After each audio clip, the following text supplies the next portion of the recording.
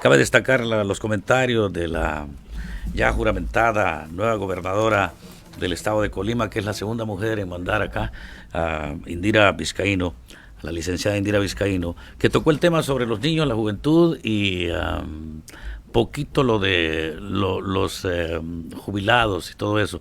¿Qué opina al respecto acá nuestro politólogo Pedro Castillo Valdés?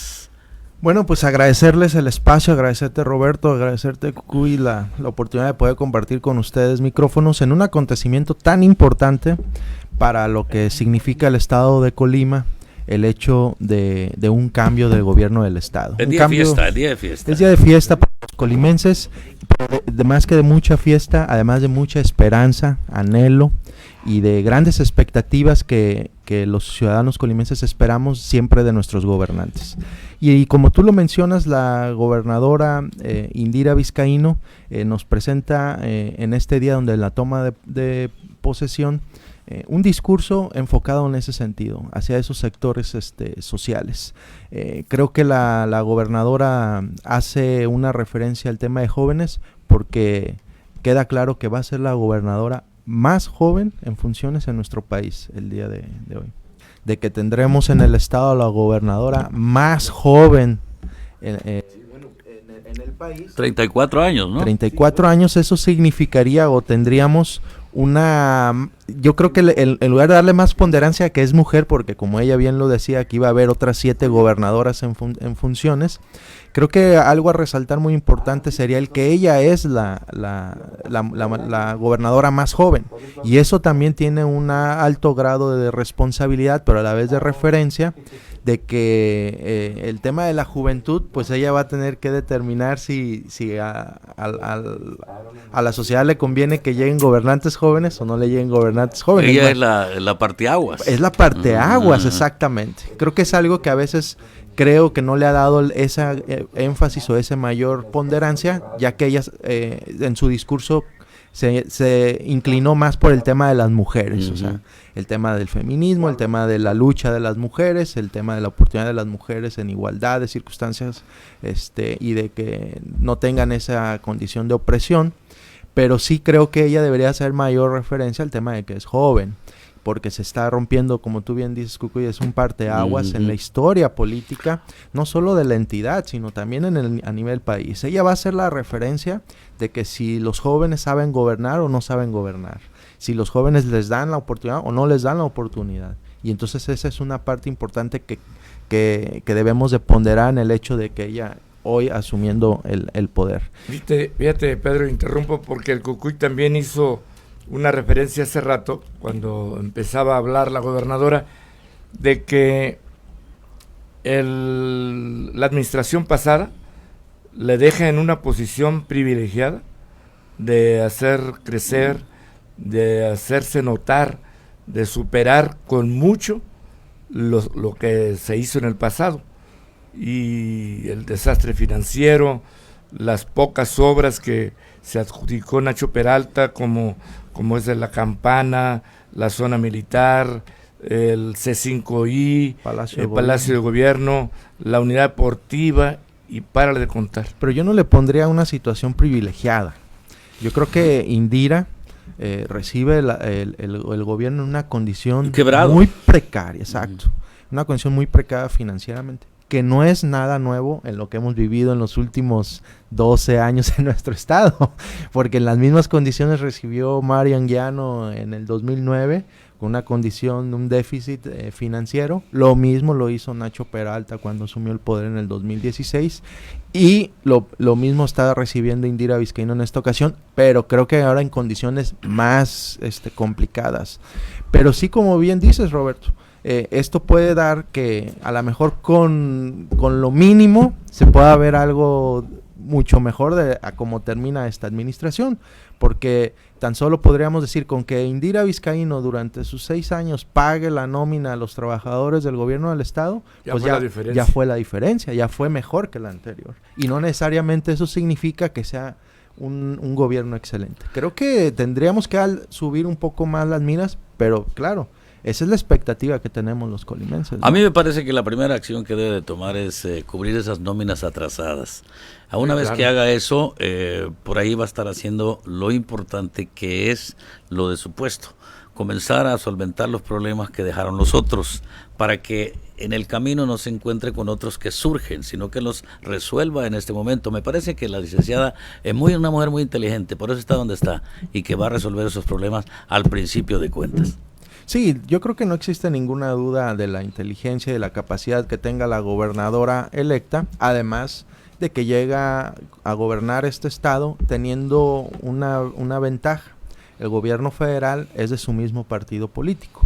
Y eso significa que quienes sabemos o entendemos el tema de la administración pública, sabemos que el gobierno federal es el que aglutina el mayor número de los recursos públicos en el país. O sea, de cada peso que se paga de impuestos en este país, 80 centavos se va a la federación, 20 centavos se reparten en los 32 estados y los 2.900, 3.000 municipios que tenemos en nuestro país. ¿Eso qué significa? Que los estados y los municipios requieren del apoyo fundamental financiero, tanto como recursos de participaciones, como también en las obras importantes que se requieren. Termina siendo la necesidad del apoyo del gobierno federal, y esa es una ventaja que tendrá Indira Vizcaíno. Tiene a un presidente de la República del mismo partido, Andrés Manuel López Obrador, y además pues con la intención o con la idea que tiene el presidente de fortalecer a los gobiernos de extracción de Morena. Entonces eso puede ser un buen aliciente para nosotros. Sin embargo, yo no creo que tendría que pues quedarse nada más con esa opción. Sí es necesario, como bien lo decía Indira, hacer un trabajo eficiente, hacer un trabajo de cero corrupción en su administración, de la austeridad. Sí se tiene que hacer ese tipo de acciones de una administración más eficiente, pero esa administración más eficiente tiene que ir acompañada también de una eficiencia y en una forma nueva de crear mecanismos para que el Estado tenga mayores recursos públicos. ¿Y esto qué significa? Yo siempre lo he dicho y lo he señalado, de que el problema que tenemos de la administración pública es que a nuestros políticos les es difícil cobrar impuestos. No quieren cobrar impuestos. Imagen. O sea, no quieren cobrar los servicios. ¿Por qué? Porque estamos ya envueltos en una dinámica constante de los procesos electorales y obviamente pues el cobrar impuestos pues es una medida no muy grata, antipopular. Sí. Pero un gobierno funciona con los impuestos. Con la colaboración del pueblo, es lo que le estaba diciendo yo ahora. Si el pueblo no apoya, el gobernante no funciona. Así de fácil. Si el pueblo se dedica nomás a criticar sin darle el apoyo, sea cual sea la reacción de él, el pueblo siempre tiene que estar apoyándolo, porque por eso votaron, para poner a alguien ahí que venga a resolver sus problemas. Pero si siguen los problemas porque el pueblo los crea, porque el pueblo los comenta y porque el pueblo los publica, entonces a ellos se ponen nerviosos y no hayan para dónde agarrar, porque en realidad los políticos, los que llegan a ese puesto después de tanto trabajo y tanto estudio, son empleados del pueblo, porque el pueblo los elige. Cuando andan en campaña andan buscando trabajo, ¿no? Así es. Y eso que eso es lo que quieren, chamba. Sí. No, bueno, pero también hay que entender esa parte, como dice Cuy, es muy importante, la corresponsabilidad. Uh-huh. Existe esa corresponsabilidad con la sociedad, los ciudadanos también es una parte fundamental para que a un gobierno le vaya bien. Y en el mensaje que dio Indira hacía referencia, convocaba a los partidos políticos, a las personas que piensan distinto a ella, a quienes no votaron por ella, que en este caso fue un 70% que no votó por ella. Hacía un llamado a que por encima de cualquier interés personal, a cualquier interés de grupo, a cualquier interés de partidario, se enfocara o se viera por el bien de Colima. Y creo que esa parte han sido ya generalizado desde diferentes trincheras, de diferentes partidos políticos. El mayor ejemplo está en el Congreso local, donde están representadas las voces de los diferentes partidos políticos. Han dado muestra de respaldar la postura de la gobernadora. Creo que todos quieren construir, todos quieren que las cosas salgan bien, pero sí es importante que la gobernadora lo más pronto posible diga cómo. el cómo, que es lo que en la parte final de su discurso de toma de posesión decía. En los próximos días vamos a hablar sobre el plan de trabajo. Y creo que en la construcción del plan de trabajo es donde tienen que tomar parte todas las personas involucradas, desde el ciudadano de a pie, el gran empresario, el pequeño empresario, el microempresario, mediano, los medios de comunicación, también lo que señalaba, los pobres, bueno, pues también los pobres, también, o sea, todos estamos involucrados en el desarrollo o el bienestar para el Estado, ¿no? Todos somos pueblo, o sea, y también aquí lo que se tienen que olvidar los políticos es del nepotismo, el de ayudar a amigos y familiares, porque esos son los que los hacen quedar mal, es la verdad, porque la licenciada Indira está trabajando con gente que tiene capacidad, gente que fue bien escogida y gente que, espero yo, le va a responder muy bien. Porque, y les advirtió, o sea, el hecho les advirtió, el hecho de adjudicar potestad a otros en tu nombre es más peligroso que ejecutarlo uno mismo, porque aquel puede cometer desmanes en nombre de uno. Eso es bastante delicado. Ahora, otro tema que también el Cucuy me comentaba cuando empezó, en este caso, a escucharse a la gobernadora, es el tema de la experiencia o la inexperiencia del gabinete en un momento dado, la juventud de este gabinete, que son 95%, casi 100%, de puro joven, profesionistas, pero puros jóvenes, y la experiencia que también se requiere, dónde quedó y dónde va a estar. Bueno, y es que también se ha señalado esa cuestión del gabinete que nombró Indira, de los 18 personajes que la iban a acompañar en el primer nivel. Bueno, en primer nivel 10 secretarios y en y subsecretarios el resto, ¿no? Ese gabinete que mostraba Indira, lo señalamos, como bien dices, Roberto, hay un sector joven, pero también nos dejó muy en claro, Indira nos ha dado la muestra o el mensaje en los hechos, que ella va a gobernar con su familia, o sea, respaldada con su familia. Yo me imagino que lo hace en el sentido de tener su mayor confianza, al tener a familiares ahí en el primer nivel de gabinete. Y el segundo punto es que va a gobernar con la gente cercana a ella, que siempre ha estado, que en este caso pudieran ser su gente de mayor, a sus amigos de mayor confianza. Y entonces ella cree o considera que esa es la mejor manera de gobernar. Lo vamos a ver en los hechos, no hay de otra. Como bien lo decía en la toma de posesión ahorita la gobernadora, dice, dennos el voto de confianza. El beneficio de la duda. El beneficio de la duda, efectivamente. Ella está dando esa postura, que la verdad es algo fuera. Correcto. Pero también es fuera de lo común ver un gabinete en estas condiciones, porque si nos vamos a hace 6 años o hace 12 años, pues siempre veíamos personajes desde otra perspectiva, ¿no? Veíamos a gente profesionista, con grandes credenciales para desempeñarse en tal rubro, en tal sector, pero también en los hechos vimos o se ha demostrado que tampoco ha sido el camino, ¿no? Hay que hacer referencia que ella esta vez que fue diputada federal, que ahorita señalas, fue su segunda ocasión como diputada federal. Ella anteriormente ya había sido diputada federal, plurinominal por el PRD, que es el grupo político que por el que ellos han venido impulsándose y luchando los vizcaínos aquí en nuestro estado de Colima. El PRD del 2002 al 2012. Así es. Y luego fue alcaldesa de Cuauhtémoc en el 2012 al 2015, también por el PRD. Fue la primer presidenta municipal de un partido distinto en Cuauhtémoc. El Cuauhtémoc del 2012 al 2015. Y ahí también rompió ese paradigma. Pues el dominio de las mujeres. No, ¿verdad? Pues se pudiera... Equidad.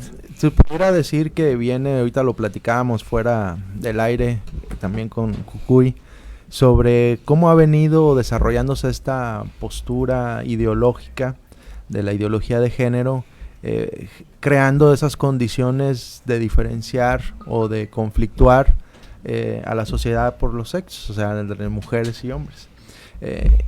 Y que de alguna forma ha servido como una bandera para las mujeres, para establecer nuevas estrategias, nuevas políticas y nuevas condiciones que les permita a ellas tener mayores espacios en la toma de decisiones o en los espacios públicos.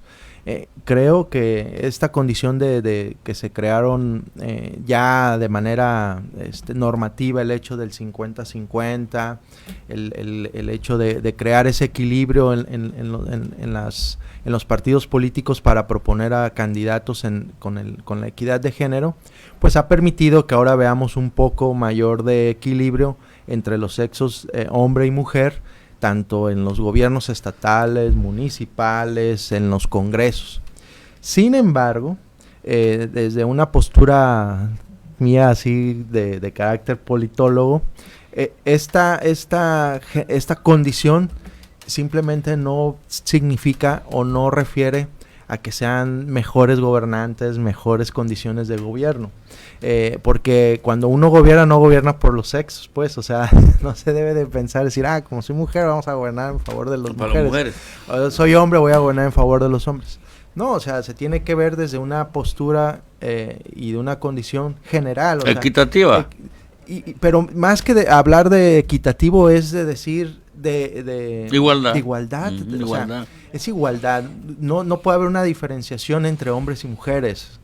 Y entonces ese es lo que tendríamos que apostarle, porque hemos tenido, por ejemplo, congresos donde ha habido ya mujeres, la mitad de mujeres, mitad de hombres, pero hay ocasiones, o gobernantes como mujeres, como decíamos ahorita, estábamos platicando como el caso de Griselda Álvarez aquí en Colima, que al final su desempeño y su desarrollo, su desenvolvimiento en el puesto no cambia o no es muy diferente a como lo han venido haciendo los hombres, ¿verdad? O sea, al final de cuentas el ejercicio público no tiene sexo. No tiene, o sea, hay una línea que seguir, hay una constitución y hay leyes. Así es. Que son las que deben de ejercer. Y es todo lo Aquí vengo a imponer la ley que fue escrita en la Constitución por nuestros héroes. Eso es lo que tienen que hacer, pienso yo. Y sin sexo, o sea, no hay sexo. No hay sexo, no hay sexo. Lo que pasa es que ahora el mundo está bastante dividido. Pues ya estamos teniendo un tercer sexo también, a quienes enviamos un saludo y les respetamos también, porque cuentan en estos cambios políticos, cuentan dentro de la sociedad. Sí, claro. Ahora son gente muy importante ellos, los del tercer sexo. Un saludo muy especial, porque también nosotros nos estábamos olvidando de ellos, a lo mejor. Sí, a la diversidad sexual. Sí, sexual. Pero digo, una cosa es que se sean reconocidos, y otra cosa pensar que el hecho de que haya alguien en el ejercicio público, hablando desde el ejercicio público, el de ejercer el gobierno, pues no debe haber esa diferenciación. Claro, porque no es un comentario, es un discurso, es una propuesta. Así es, y las políticas públicas se implementan y se deben de implementar como tales. Una política pública no se genera desde quien está en la mesa o en la silla del gobernante. La política pública, una política pública bien hecha, se crea a partir de las necesidades sociales y desde ahí se construyen y desde ahí tienen todos cabida. Por eso yo siempre he dicho, o sea, el ponerle un sexo a quien toma la decisión no va a cambiar las cosas. Puede llegar un hombre, puede llegar una mujer, puede llegar una persona de la diversidad sexual, puede llegar cualquiera de raza, religión, y esa persona, si implementa políticas públicas como tales, pues su acción y su actividad será en beneficio de todos en la igualdad. Pero cuando esos gobernantes actúan desde su perspectiva particular, pues ahí es cuando vemos un error o un problema en el ejercicio de gobierno.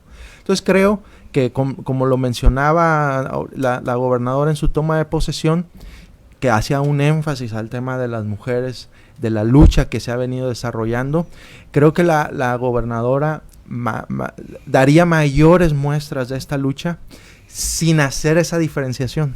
Creo que debe de apostarse a no estarnos diferenciando entre hombres y mujeres, sino que la mayor aporte que pueda hacer ella como gobernante, de ser ahorita en Colima, que yo siempre he hecho ese señalamiento. A mí no me gusta que la gobernadora Indira Vizcaíno se compare con Griselda Álvarez. ¿Por qué? Porque Griselda Álvarez llega al poder bajo una canonjía partidaria del partido hegemónico de ese momento, que era el PRI. Ella en procesos disque democráticos que vivía México, cuando sabíamos que no existía una una democracia como tal, como la de ahora. Y en este momento Indira Vizcaíno llega al gobierno del Estado en un proceso democrático. Una democracia que podemos decir que es perfectible en nuestro país, pero llega ahora sí ella por el voto de la ciudadanía. Pero esa posición que ella refrendaría el trabajo de una mujer en el ejercicio de gobierno, creo que ella saldría, le daría ese aporte adicional en el sentido de que le apuesta a las políticas públicas, a crear políticas públicas, que es lo que necesitan nuestros gobernantes. ¿Por qué? Como lo decía, una política pública en su esencia viene del in-out. El in son las necesidades del... Dentro. Ajá. Y la otra afuera. Así es. Y se va construyendo una política pública en ese sentido, de las necesidades de la ciudadanía. Se toman esas necesidades, se hace un mecanismo, se emplea una política pública y se revisa, si funciona, se mantiene, si no, se modifica. Y que sea en general. Y que sea de manera exacta. En general, porque existe aquello de las vendetas. Por ejemplo, desde el 2021 al 2000 tanto fueron las mujeres. Y si gana un hombre en el futuro, ahora vamos los hombres. Entonces vamos a estar en ese, dime que te diré, ¿no? En esa competencia. Competencia, sí. Vendetas, le digo yo, porque son venganzas, ¿no? Sí. Los hombres y las mujeres así nos hemos llevado siempre. Sí. Hasta en el matrimonio. Y con los hijos. Entonces, de hecho, en su discurso la gobernadora hacía referencia al tema de la línea discursiva que trae el partido de Morena, el presidente de la República, respecto primero a los pobres. Y eso que comentabas, Cucuy, el hecho de que has viajado, te toca ver en algunos otros países las condiciones, como México, como bien dices, es un país muy rico. Pero creo que el principal problema es la perspectiva que tenemos del pobre. Creo que ha sido erróneo el señalar de decir, la verdad es que todos nacemos pobres. El pobre es una condición natural del ser humano. O sea, cuando tú llegas a este mundo no tienes nada. Exacto. Hasta sin dientes. Esa es la condición. Así es. Esos ya crecieron. Crecieron ladrones. Esa es la condición del ser humano, es la pobreza. La pobreza. Y creo que cuando se percibe desde una otra óptica, de decir cómo hacerle para que la gente no sea pobre, creo que la postura o la perspectiva que tienen que tener tanto los gobernantes o como cualquier postura de un sector público es qué hacer para ser rico. Creo que esa es la perspectiva y lo que va a cambiar las acciones. Por eso lo ves tú, como tú eres una persona que ha estado en otros países. Claro. ¿Qué están haciendo en otros lugares para que la gente sea rica? No para decir, para que dejen de ser pobres. Porque la condición de pobre ya lo es. Claro, es que las universidades y los colegios preparan gente para ser empleados. Por ejemplo, administrador de empresas. Ajá. Para que le vaya a administrar la empresa a algún millonario, ¿no? ¿No es cierto? Estudian para ser empleados, no para ser dueños. Deberían de enseñarles cómo administrar tu propia empresa, cómo crear tu empresa, para que en el futuro haya gente con dinero, pues, que el dinero esté más repartido entre ricos y pobres, porque en realidad la pobreza es una condición social muy arraigada, no solamente natural. En México, natural, en todo el mundo, Todos pero está pobre aquel que quiere porque es pobre de espíritu también, porque uno combate la pobreza con trabajo, con dedicación, con esmero y con fe, porque hay que levantarse todos los días muy temprano. Señoras, queridos amigos, si no están trabajando, levántense entonces a trabajar, levántense aunque sea a correr. Eso mantiene al cuerpo en activo y mantiene la mente también con aquel entusiasmo de que la vida continúa y que hay que seguir, porque esto no para hasta que nos morimos. Quiero agradecer también al politólogo, un hombre que conoce mucho de la política, se lo sabe todo de memoria, y lo que no se lo sabe, pues lo lee, lo pregunta, a Pedro Castillo Valdés. Muchísimas gracias. El Fifí. ¿Ah? Pedro Fifí. El Fifí. Bueno, pues yo todavía no me llevo con él para decirle así el Fifí. No, él mismo, cuando escribe en Facebook. Él escribe en Facebook. Ajá, y escribe el Fifí. Y dice, su columna es oráculo político, ¿así? Ajá. Y le pone por Pedro Fifí Castillo. Ajá. No, oráculo, pues, si lo separas. No. Hora que no acabamos. No, yo agradecerles muchísimo la oportunidad de poder compartir con ustedes estos micrófonos, este momento histórico que está viviendo Colima, y yo simplemente refrendar de que para mí, o desde mi perspectiva del ámbito político, es que estamos viviendo un hecho histórico en Colima por tener a la primer gobernadora mujer en Colima llegada por vía democrática, a diferencia de yo hago ese comparativo con el anterior de Griselda Álvarez, pero Indira es la primer mujer gobernadora que llega al poder por la vía democrática, y además el hecho histórico también que tenemos en Colima, que va a ser la gobernadora más joven en funciones en nuestro país. Bueno, a partir de